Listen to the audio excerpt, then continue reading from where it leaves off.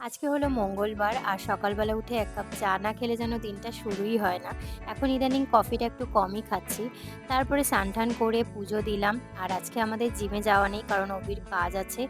আজকে আমরা ইভিনিং এ যাব। তাই হাতে অনেকটা সময় ছিল তাই ভাবলাম একটু আলু বিরিয়ানি বানানো যাক। তো আলুটাকে আগে কষিয়ে নিয়েছি, তারপরে রাইসটা দিয়ে নিলাম। একদম নরমাল ঘরোয়া উপায়ে করেছি। খেতেও বেশ ভালো হয়েছিল। দেন ইভিনিং এ আবার জিমের জন্য রেডি হয়ে নিলাম আর অভিও চলে এসছে। তো সবার আগে যাব হনুমান মন্দিরে কারণ আজকে মঙ্গলবার। আর মঙ্গলবার করে আমরা যাওয়ার চেষ্টা করি, মাঝে, মাঝে হয় না। তো আজকে একটু সময় আছে তাই ভাবলাম যাই ঘুরে আসি, অনেকদিনই যাওয়া হয় না।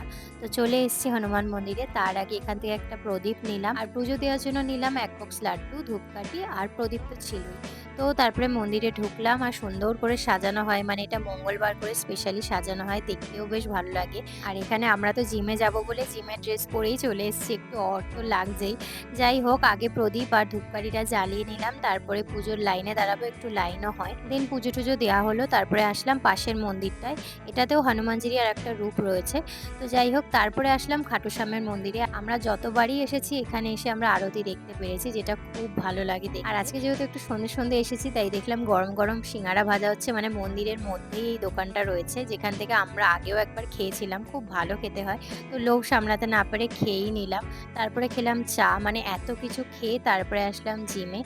দেন জিম-টিম করে আবার বাড়ির দিকে রওনা দিলাম।